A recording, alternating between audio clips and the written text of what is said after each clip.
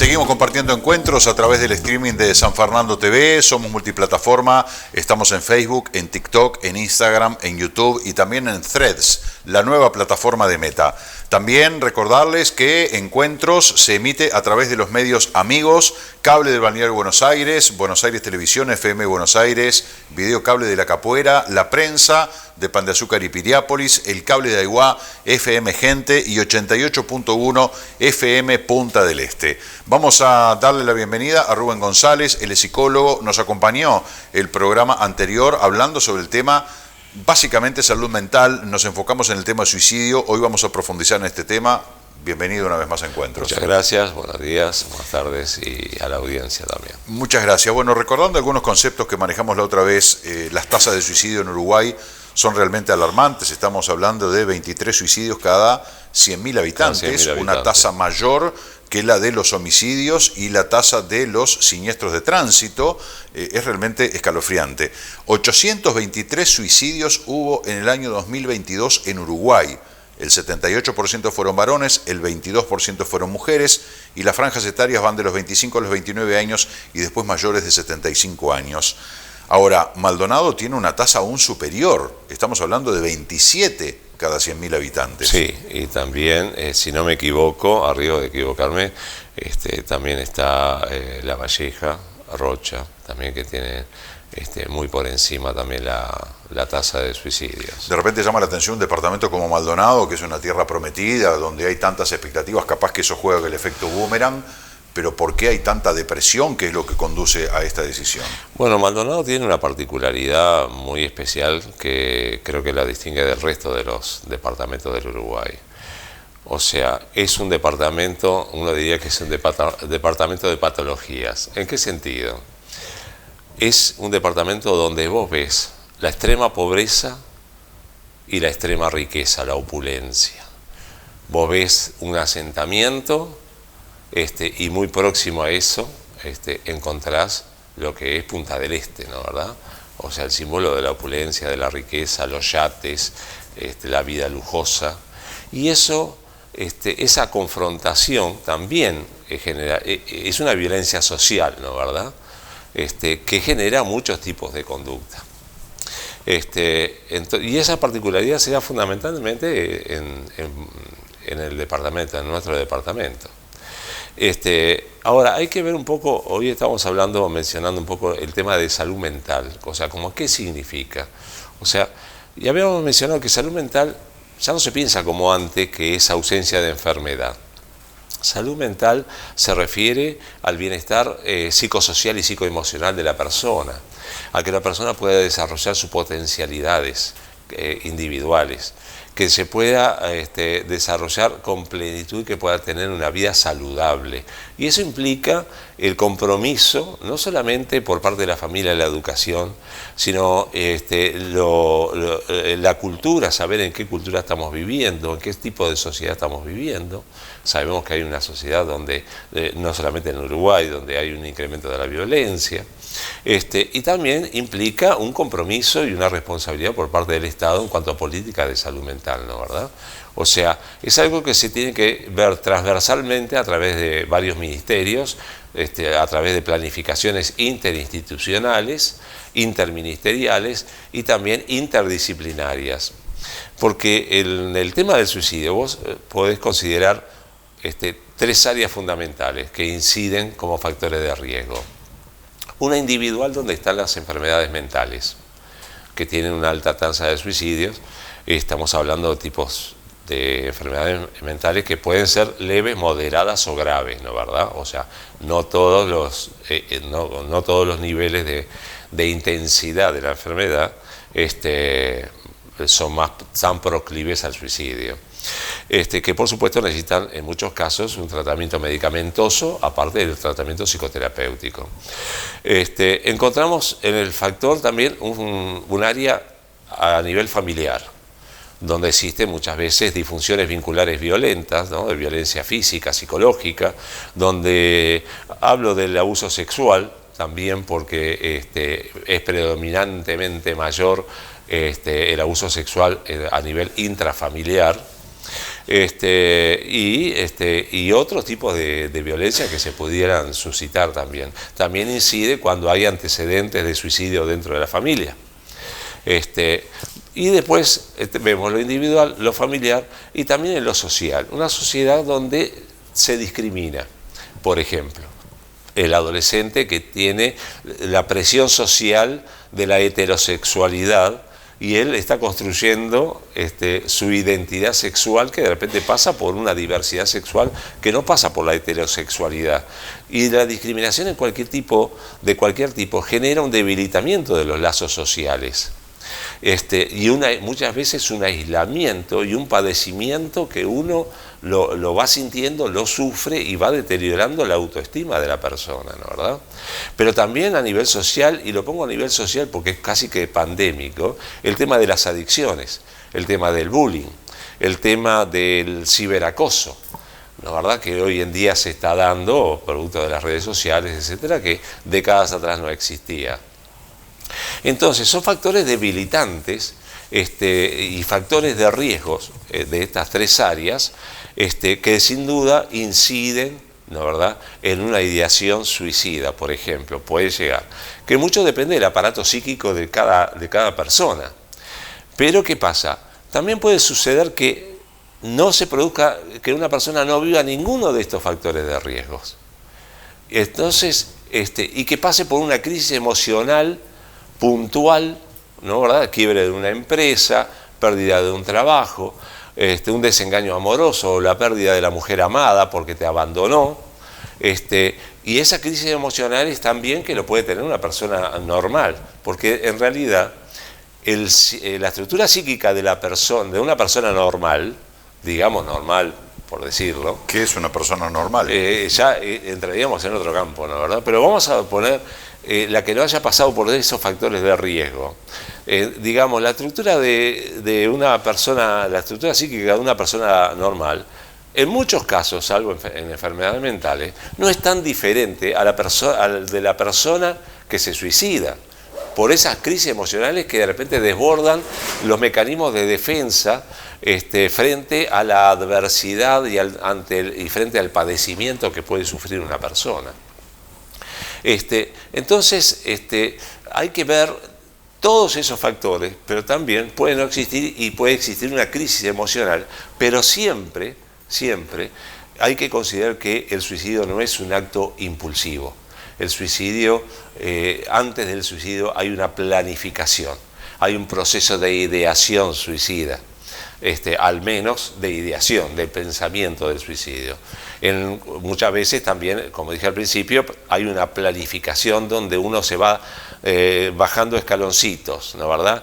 Primero pasa el pensamiento fugaz, después lo piensa un poco más, después cada vez que tiene una crisis de angustia por una separación, un divorcio, lo que fuere, se va acentuando, después empieza a pensar, a planificar en cada crisis emocional, producto de ese proceso de duelo, ¿cómo lo podría hacer? Empieza a jugar morbosamente con la idea y sin darse cuenta la va construyendo.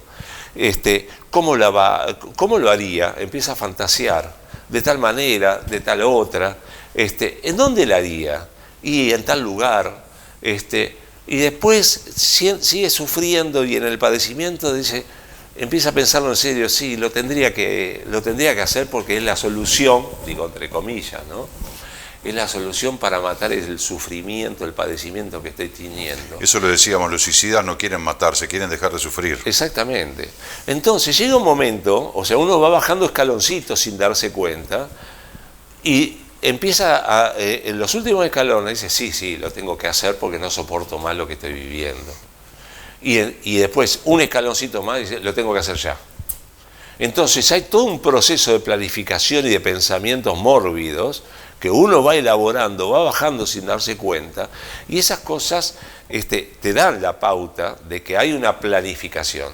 Otras personas de repente tienen solamente una ideación suicida, están pensando en el tema del suicidio sin haber sin haber tenido intento de autoeliminación y sin haber planificado. Pero también hay suicidios, ¿no, verdad? Hay personas que se suicidan, que tienen un sentimiento suicida inconsciente. Por ejemplo, ponerle una persona que tiene conductas de alto riesgo, ¿no verdad? Donde se excede en la imprudencia, ¿no? Una persona que de repente atraviesa una ruta nacional en una moto a 200 kilómetros por hora, está jugando inconscientemente entre el filo de la vida y la muerte, está coqueteando con la muerte. Entonces, por un cálculo de probabilidades, zafará una, zafará dos, zafará tres, pero a la larga. Entonces está jugando con el tema morboso de la muerte y está bien ahí en el filo. Y es como si dijera, bueno, si pasa tiene que pasar, que sea lo que Dios quiera, y ese tipo de pensamiento. De algo me tengo que morir. De algo me tengo que morir. Y también hay otros tipos de suicidio que son inconscientes, que por ejemplo, porque pasa más en las mujeres que en los hombres, cuando se empastillan, se toman 2 blisters de un remedio, de un medicamento. Va al hospital, le hacen un lavado de estómago y sale a flote. Y la muchacha dice, yo no me quería matar. Pero ¿qué pasa? Quiere llamar la atención. Bueno, pero dice fundamentalmente, yo no me quería matar. Ahora, ¿qué pasa? Lo que quería era dormir por 2 o 3 días por la vida dolorosa que le cuesta enfrentarla. Y es una forma de fuga, ¿no? De la vida, es la negación de la vida, y eso está considerado psiquiátricamente como un intento inconsciente de autoeliminación. Yo me pregunto, en esta escalera descendente que describe Rubén González, que cada vez va un pasito más abajo, la persona con sus pensamientos, con sus fantasías, con empezar a idear esa forma de terminar con el sufrimiento hasta que finalmente lo concreta, ¿dónde está la asistencia? ¿Dónde está el Estado?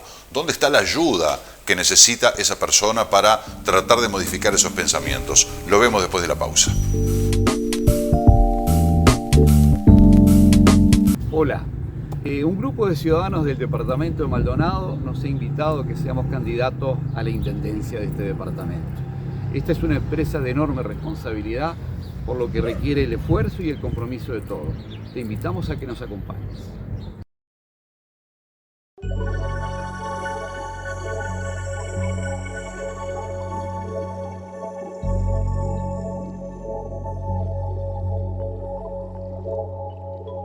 El agua es responsabilidad de todos. Cuidemos el agua. Es un mensaje de la Junta Departamental de Maldonado.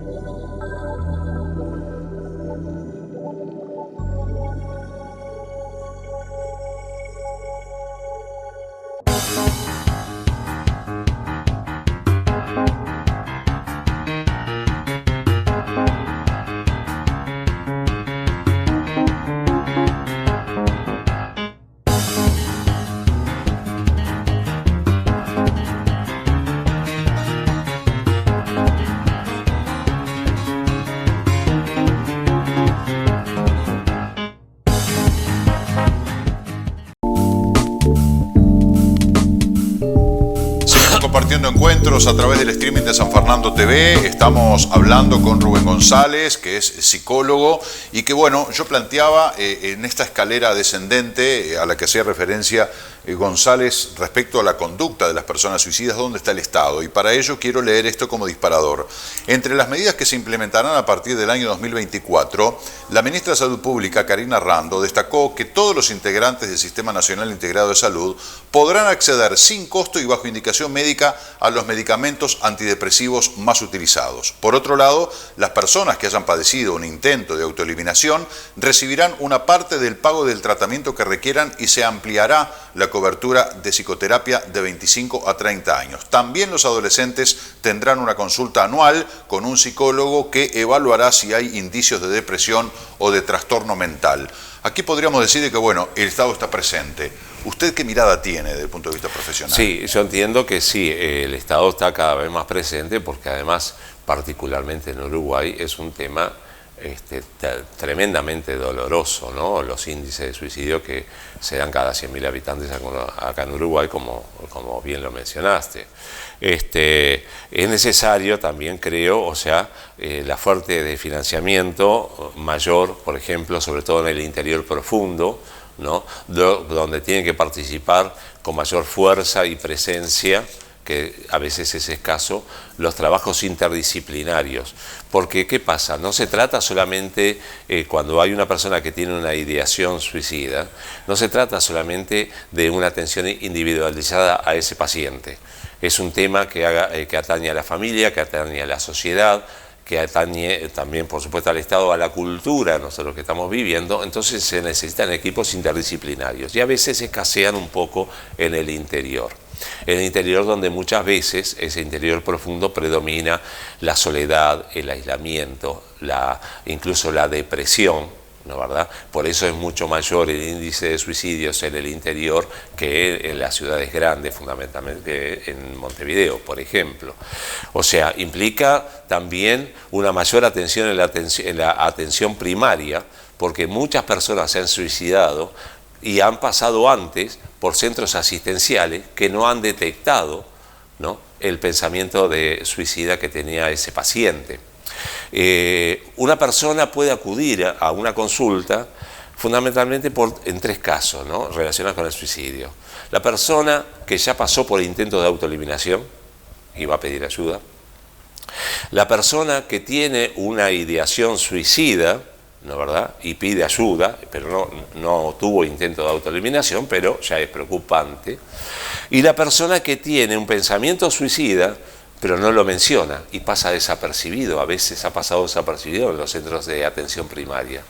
Entonces tenemos que también enfocar un poco este tema para que no cometamos el error de no detectarlo, ese pensamiento.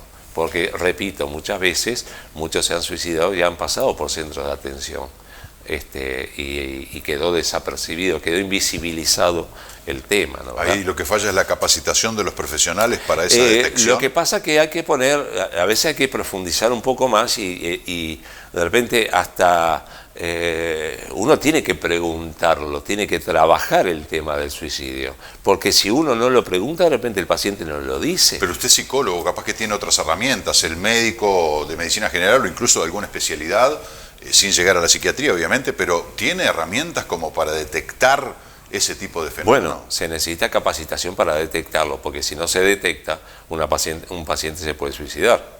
O sea que de alguna manera, sin que sea psicólogo, es un tema que de repente se tiene que abordar con mayor énfasis. No digo que no se aborda, tiene que abordarse con mayor énfasis, porque es un tema muy, no sé, preocupante, pero un tema determinante, porque ese tema que va entre la vida y la muerte, es algo irreversible la muerte. Ahora, a nivel familiar, por ejemplo, nosotros podemos detectar un malestar.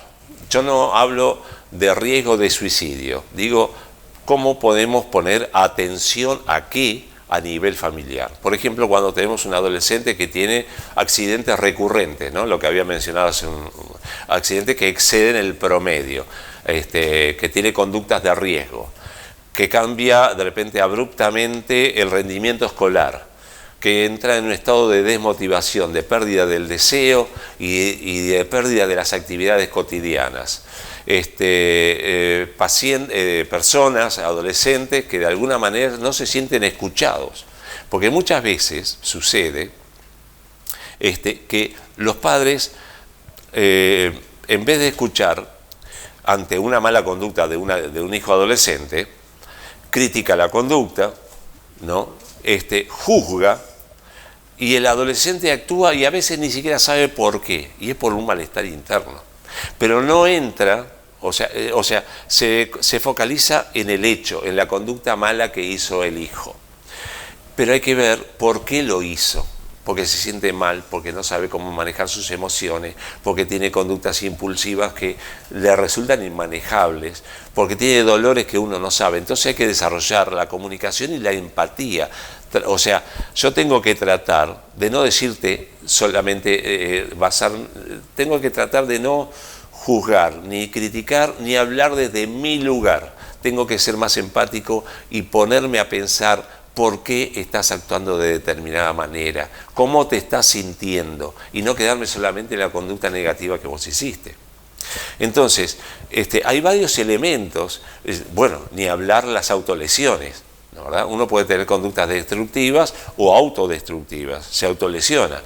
Un adolescente que se hace cortes en las piernas, en los brazos, es una persona que un adolescente que está pasando por una crisis emocional muy fuerte, ¿no, verdad? Con de repente sentimientos profundos de culpa o de vergüenza por X motivo, que para tener sentimientos de culpa no es necesario ser culpable de algo, muchas veces lo tiene uno instalado y eso también es muy riesgoso. Entonces se autolesiona. Esos son pedidos de ayuda desesperados, donde el adolescente no tiene cómo manejarse y muchas veces el adolescente no tiene el vocabulario desarrollado como para expresar emociones, que además muchas veces una persona y también un adulto a veces no podemos describir qué es lo que sentimos porque tenemos una confusión, un conjunto de emociones mezcladas que no las podemos discriminar y no sabemos expresar qué es lo que estamos sintiendo por dentro. Entonces quiero decir que la comunicación es fundamental, porque puede salvar de muchas situaciones, de mucho malestar que no, de repente los padres ignoramos la intensidad de ese malestar y de ese dolor. Y que de repente a través de una buena comunicación sana, y repito por tercera vez, sin juzgar ni criticar, ¿no? La conducta, sino de tratar de ponernos en el zapato de nuestros hijos para conectarnos con los sentimientos. Los hijos muchas veces, si se sienten criticados por una conducta negativa, que ni siquiera saben por qué lo hacen, muchas veces, o de repente a veces lo saben porque lo hacen, pero no encuentran los verdaderos motivos. Si a mí me critican, me juzgan y siempre van sobre las conductas que yo no las puedo manejar y meto la pata cada rato, y yo me empiezo a callarme, porque ¿para qué voy a hablar si lo único que recibo es, a la manera de decir de ellos, palo, palo y palo? Entonces yo me callo, y eso es lo peor que puede pasar, porque ya dejamos de saber qué es lo que piensa y qué es lo que siente mi hijo. Entonces muchas veces me tengo que morder la lengua para tratar de escuchar y tratar de comprender cómo se está sintiendo mi hijo, en vez de dar el discurso sobre lo correcto, lo que se debe hacer. El problema es por qué no hace lo que sabe que tiene que hacer y no lo hace, y hace de repente cosas al revés. Esos son síntomas, cuando son recurrentes, son síntomas de un malestar, ¿no, verdad?, que de alguna manera tenemos que investigar, tenemos que poner atención, tenemos que ser observadores y desarrollar la capacidad de escucha. Qué importante, ¿eh? Estamos llegando al final de esta entrevista y del programa. No solo le voy a pedir un minuto final a usted para que de alguna manera redondee el tema, sino que además nos gustaría poder volver a entrevistarlo, volver a contar con su compañía, porque es un tema que da para mucho análisis, es un tema que hay que hablar, está muy bueno escuchar a los profesionales, usted lo habla de una manera también no de diagnóstico, sino también de cuáles son las acciones y dónde están los puntos en los que hay que trabajar. Entonces me parece que lo aborda de manera integral y muy interesante, por eso nos encantaría volver a contar con su presencia. Sí, para claro. redondear el tema, González, ¿qué se le ocurre mencionarle a los televidentes? Yo lo que diría que esos niveles que mencioné en un principio, a nivel individual, a nivel familiar y a nivel social, nos genera a nosotros un estado de conciencia de una realidad y saber la realidad que estamos viviendo. A nivel social hay una cultura narcisista donde yo busco aquel que quiero que sea como yo soy, como yo quiero que sea y no como es en realidad. Entonces para eso casate con un espejo, digo siempre, ¿viste? Y ya está. Tengo que aceptar el diferente, las diferencias, ¿no?, para construir un vínculo de pareja o de lo que fuera. En la construcción de ahora, si yo soy muy narcisista y no tolero que sea diferente, yo puedo sentir una gran desilusión, puedo sentir una gran frustración y puedo llegar a no soportarla. Entonces depende del aparato psíquico que yo tenga como para ver a qué nivel estoy sufriendo la diferencia. Y ahí se dan muchas veces casos de separación, etcétera, una cantidad de cosas. Yo recomendaría, se busca en las redes sociales, en internet, lo que se llama habilidades para la vida. Eso es de la Organización Mundial de la Salud. Esto es para los padres. Son 10 puntitos de pocas palabras cada puntito. Es una listita de 10 puntos. Después uno lo puede desarrollar, por supuesto.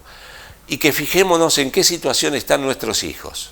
Los 10 puntos pasan, voy a hacer esfuerzo de memoria, pero él pasa por el manejo del estrés y el manejo de la tensión que te produce el estrés, pasa por resolver la capacidad que tenemos para resolver conflictos, la capacidad que tenemos para desarrollar nuestro juicio crítico,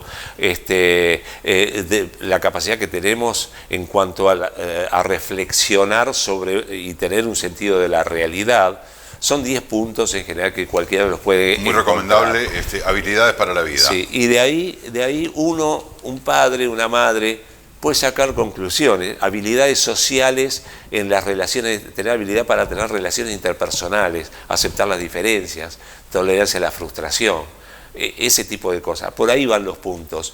Entonces, podemos ver a nuestros hijos cómo lo vemos en relación a esos 10 puntos. Porque casi, te lo digo de forma esquemática, si esos 10 puntos de alguna manera están fortalecidos, es muy difícil que tenga un crecimiento insano. ¿Entendés? O sea, son 10 puntos muy importantes. Por supuesto se abarca, es la cúspide de una pirámide, claro. Pero son 10 puntos claves que hacen a una salud mental. Muy interesante. Rubén, gracias por acompañarnos en este Gracias encuentro. a ustedes. Un placer, hasta la próxima. Por supuesto, agradecer al Hotel Serena de Punta del Este, parada 24 y medio de la Playa Mansa, donde grabamos este programa, instalaciones fabulosas realmente y una atención muy hospitalaria y muy cálida. A ustedes, gracias por habernos acompañado en este encuentro, los esperamos dentro de una semana.